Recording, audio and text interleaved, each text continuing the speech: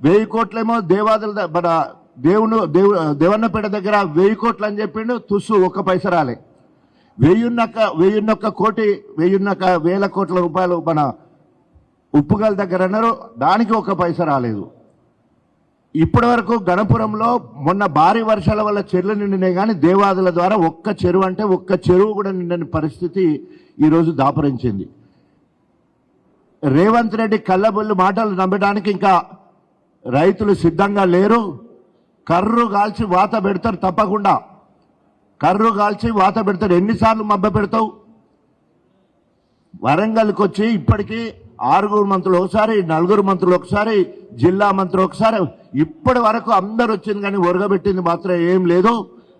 ప్రజలు ప్రత్యేకంగా రైతులందరూ గమనిస్తూ ఉన్నారు. రాబోయే రోజులలో రైతులు తిరగబడతారు, కాంగ్రెస్ పార్టీని కర్రు కాల్చి వాత పెడతారని చెప్పేసి హెచ్చరిస్తూ